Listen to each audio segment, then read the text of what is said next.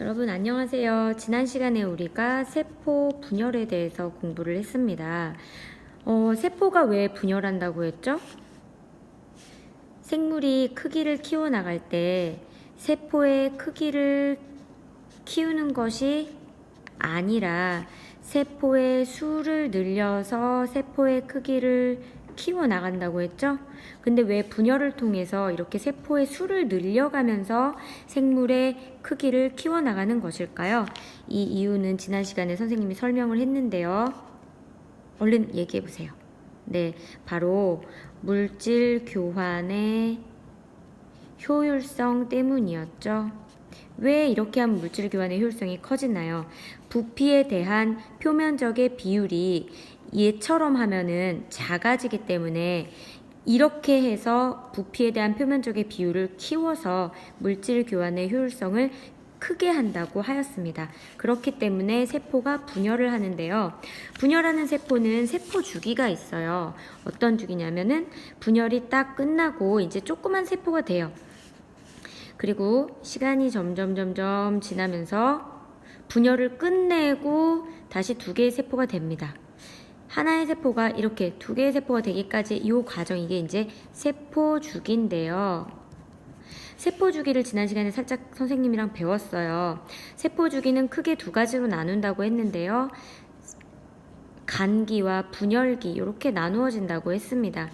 간기 때 벌어지는 일은 어떤 일이 벌어지냐고 했냐면 크게 세 가지로 나누어서 볼 수가 있는데요. 하나의 세포가 두 개로 분열해서 나누어져야 되기 때문에 일단 하나의 세포가 맨 처음에 분열이 딱 끝난 직후에는 굉장히 작아요.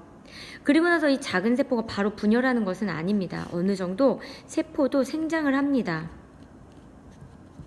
세포가 약간 자라납니다. 크기가 이렇게 점점 커지고요. 그렇지만 너무 커지면 물질 교환의 효율성이 떨어지기 때문에 어느 정도 딱 크면 더 이상 커지지 않고 세포가 분열함으로써 생물의 크기를 늘려나가는 것이라고 배웠죠. 세포가 생장을 하고요. 그 다음부터 이제 분열을 해야 되는데 분열을 하기 전에 이 세포 안에는 중요한 유전물질이 들어있잖아요. 이 유전물질, 가지고 있는 이 유전물질이 핵 속에 들어있는데 이 유전물질이 분열이 끝난 뒤에도 동일하게 들어있어야 돼요. 선생님이 여기다 그림으로 표현을 해보면 유전물질이 분열이 딱 끝났을 때 이와 같이 절반씩 들어있다면 이 세포는 유전 정보가 절반밖에 없기 때문에 온전한 기능을 하지 못할 수 있겠죠. 얘도 마찬가지. 그렇기 때문에 이와 같은 방법으로 분열하지 않고요. 하나의 유전 물질이 있었는데 분열이 끝났을 때도 똑같은 동일한 양의 유전 물질을 갖고 있게끔 분열을 하게 됩니다. 근데 이렇게 분열을 하기 위해서는 일단 분열하기 전에 얘하고 똑같은 물질을 하나 더 만들어내고 그 다음에 얘가 반반씩 쪼개지게 되는 거예요. 그래서 분열하기 전에 무슨 일이 벌어지냐면은 유전 물질을 복제하게 됩니다. 그리고 유전 물질만 복제하는 것이 아니라 이 분열할 때 필요한 여러 가지 물질도 또 만들어내게 돼요. 그래서 이거를 그냥 크게 분열을 준비한다, 이렇게 선생님이 표현해 보겠습니다. 간기 때 세포가 생장을 하고요. 유전물질을 복제를 하고요. 분열을 준비를 하게 되고 이 모든 준비가 다 끝나면 드디어 분열을 하게 되는데요.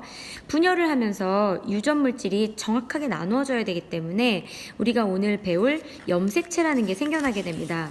그러면 이 염색체는 무엇인가를 조금 자세하게 공부해 보도록 하겠습니다. 자, 여기 보면은 간기에는 세포에서 핵이 관찰되는데 핵 속에는 생물의 형질을 결정하는 유전 물질이 실모양으로 풀어져서 존재한다고 합니다.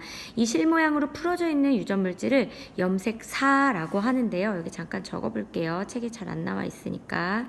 이 염색사가요, 분열을 준비하는 동안에 염색체로 바뀌어요.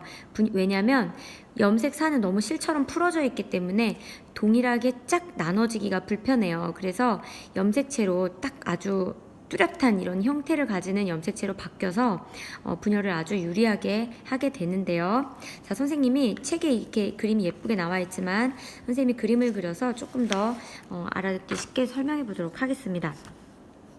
자, 우리의 유전물질, 세포 안에는요, 핵이 있고요. 핵 속에는 유전물질이 이렇게 실처럼 풀어져 있다고 하는데 이 실처럼 풀어져 있는 이 유전물질을 선생님이 좀 확대를 크게 해가지고 그려보자면 이와 같이 이중의 나선형 모양으로 이렇게 생긴 유전물질인 DNA가 이 안에 들어있어요. 이제 요거는 아니고요. 이제 요거를 잘 들어보세요. 이 DNA는 두 가닥의 이 실 같은 것으로 이렇게 이어져 있는데요. 요거에 대한 자세한 내용은 여러분이 고등학교 때 배우게 될 것 같아요. 그런데 이 DNA의 요 부분이 모두 다 유전물질은 아니고요. 특정한 어떤 부분에 이제 뭐 예를 들면 뭐 이런 부분 또 뭐 이런 부분 이렇게 특정한 어떤 부위에만 유전 정보를 담고 있게 됩니다. 이 DNA에 유전 정보가 들어있는 이 부분을 우리는 유전자라고 합니다. 이 전체를 DNA라고 하고요. 이 유전 정보를 가지고 있는 이 부분을 특별히 DNA 중에서도 유전자라고 합니다. 그러면 이 부분은요. 유전 정보를 가지고 있지는 않지만 어떤 중요한 역할을 또 하게 돼요. 이 DNA가 너무 중요하기 때문에 아무렇게나 막 방치하면은 다칠 수도 있고 엉킬 수도 있고 해서 그런지 이 핵 속에 들어있는 이 염색사 형태는 어떤 식으로 들어있냐면 이 단백질 그러니까 요거를 선생님이 DNA가 이중나선인데 요거를 조금 간단하게 선생님은 한 줄로 그냥 그려버릴게요. 이게 너무 중요하기 때문에 단백질을 뭐 한 8개의 단백질을 가지고 이거 이렇게 꼬아서 딱 매듭도 져놓고 얘도 이렇게 이 단백질을 이용해서 실 감듯이 이렇게 꼬아서 딱 매듭 지어놓고 요런 식으로 이게 예쁘게 딱 말려 있어요. 근데 이제 이게 우리가 볼 때는 뭐야 이게 이렇지만 우리가 이제 그냥 봤을 때는 실처럼 풀어있는 형태가 이런 모양인 거죠. 그런데 분열을 하기 위해서는 이런 게 2개나 만들어져야 돼요. 그래서 이 다 풀어져요. 이게 다 풀어져서 이 부분을 복제를 합니다. 그러니까 DNA가 이렇게 이중 나선인데 얘가 4줄이 되는 거예요. 복잡하시죠? 그러니까 그냥 DNA를 하나로 안다면 DNA가 2개로 이렇게 복제가 되는 거예요. 그래서 이 각각의 가닥이 막 꼬입니다. 이 DNA에 원래는 뭐 이렇게 되어 있지만 이런 게 이제 2가닥이 있는데요. 각각의 가운데는 붙고 각각의 가닥이 막 이렇게 꼬이게 돼요. 그러니까 이게 풀어져 있지 않고 막 꼬여요. 그리고 꼬인 게 또 꼬여요. 그리고 여기 또 복제된 이 또 하나도 꼬이고 꼬인 게 또 꼬여서 선생님이 간단하게 그림을 그리자면은 이런 식으로 가운데는 붙어 있어요. 이런 식으로 엄청 꼬여 있는 거예요. 슈퍼 코일이라 그래요. 꼬인 게 또 꼬이고 또 꼬이고 계속 꼬여가지고 이렇게 아주 단순한 형태를 만듭니다. 이 모양을 우리는 염색체라고 합니다. 그러니까 원래는 이런 거 한 줄기만 있어야 되는데 분열하기 위해서 똑같은 거 하나 더 복제해서 하나 더 붙어 있는 거예요. 요 붙어 있는 요거를 우리는 염색체 한 개라고 하고요. 요거 한 줄기, 요 한 줄기를 우리가 뭐라고 말하냐면은 염색 분체라고 합니다. 그러니까 이 염색체의 형태는 항상 볼 수 있는 건 아니고요. 언제 볼 수 있다? 분열을 준비할 때만 볼 수가 있습니다. 분열할 때만 염색사, 실처럼 풀어져 있었던 이와 같은 염색사가 DNA 복제를 시키고 꼬이고 꼬여가지고 염색체를 만드는데 염색체는 어떻게 구성되어 있냐면 염색 분체 2개로 구성되어 있고 염색체를 구성하는 물질이라고 한다면 어떤 게 있을까요? 유전 물질인 DNA가 있고 DNA가 엉키지 말라고 얘를 잘 보호하기 위한 단백질로 구성이 되어 있는 거죠. 그런데 이 중에 유전 정보를 담고 있는 건 누구다? DNA다. 네. 그런데 이 염색체의 개수가요, 생물의 종류마다 달라요. 그래서 사람은 염색체가 몇 개냐, 모든 사람의 세포 안에 염색체 핵 속에 염색체가 몇 개가 들어있냐면 46개가 들어있습니다. 근데 물론 예외는 있지만 지금은 이제 대략 46개의 염색체가 있는데요. 이 중에서 44개 44개는 사람의 몸을 구성하는 정보를 담고 있어요. 그래서 이거를 상염색체라고 하고요. 나머지 2개는 생식기관을 만드는 정보를 담고 있어요. 그래서 이거를 성염색체라고 합니다. 그런데 이 46개가요. 46개 전부가 다 다른 건 아니고요. 2개씩 비슷해요. 그래서 23쌍이 있어요. 그러니까 이 염색체의 번호가 있거든요. 1번부터 23번까지 이렇게 한 세트가 있고요.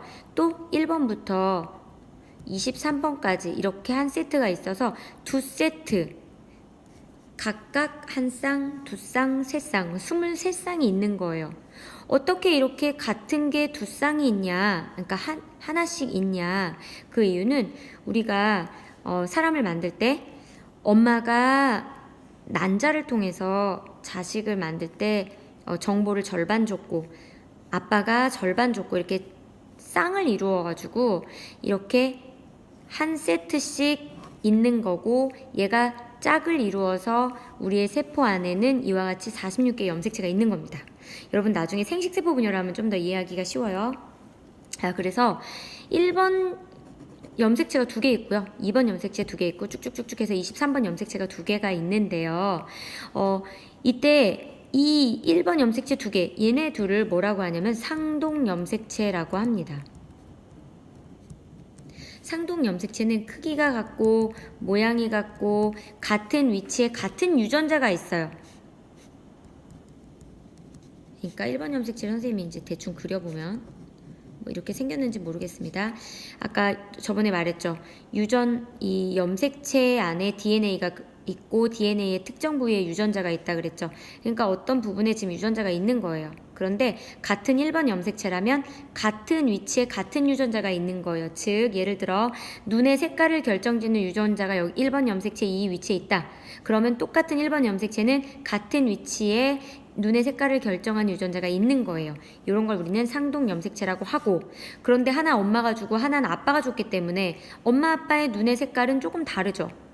또는 눈의 모양, 엄마 쌍꺼풀 있고 아빠 없을 수 있죠. 그렇기 때문에 상동 염색체는 완벽하게 똑같은 염색체라고 할 수는 없습니다. 왜냐하면 엄마 아빠가 하나씩 주어서 짝을 이룬 거기 때문에. 그런데 여러분 요거 기억나시죠? 요거를 뭐라고 말했죠? 염색체의 요 절반. 염색 분체라고 한다 그랬죠. 이 염색 분체는 어떻게 생긴다 그랬지? 복제해서 생긴다 그랬죠. 복제해서 만들어진 이 염색 분체이기 때문에 100% 동일하다. 요거 여러분 기억해 주시고요. 그 다음에 이렇게 1번부터 23번까지 번호를 매기는 거는 그 염색체의 크기에 맞게 큰 거부터 작은 것까지 이렇게 순서를 매겼는데요.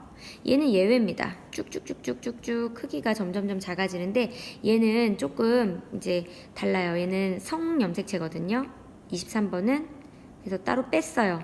성염색체 23번, 그래서 크기가 제일 작은 거는 아니고요. 성염색체입니다. 이 23번 염색체가 남녀에서 조금 달라요.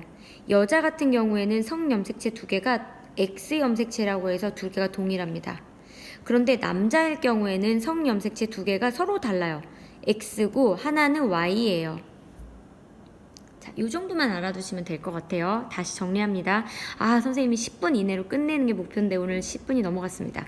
사람의 염색체는 46개가 있는데 이 중에 44개는 상염색체, 2개는 성염색체인데 이 성염색체는 남녀가 다르다.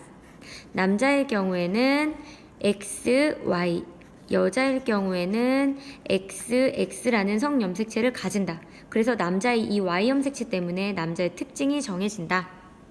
자, 그런데 이 46개의 염색체는 모두 다 다른 것이 아니라 2개씩 짝을 이뤄서 비슷하다. 그래서 23쌍의 염색체가 있다고도 말하는데 이 서로 같은 얘네들의 관계, 얘네를 무슨 염색체라고 한다? 상동 염색체라고 한다. 상동 염색체는 무슨 뜻이다? 크기가 같고 모양이 같고 같은 위치에 같은 유전자를 가지고 있는 염색체를 상동 염색체라고 한다. 그런데 마지막 23번 상동 염색체는 남녀에서 좀 다르다 그랬죠? 여자는 XX로 모양과 크기가 다 같지만 남자일 경우에는 이 상동 염색체가 하나 X 하나 Y다. 그러니까 이걸 상동 염색체라고 하기도 좀 애매하기는 합니다. 어쨌든 사람은 이렇고 사람 이외의 다른 동물들은 염색체 개수가 다 다릅니다. 어떤 식물은요 염색체 개수가 훨씬 많아요 사람보다. 그러니까 염색체가 많다고 해서 더 고등한 생물이라고 말할 수는 없고요. 자, 교과서 한번 볼까요? 생물은 누구에 의해 몸을 구성하는 세포의 수가 늘어나 생장합니까? 세포 분열이죠. 염색체는 어떤 물질로 구성되어 있죠? 두 가지. DNA와 단백질. 야, 오늘 길게 공부했습니다. 15분이나 지나갔네요. 여러분, 듣느라 고생했습니다. 우리 다음 시간에 또 만나요.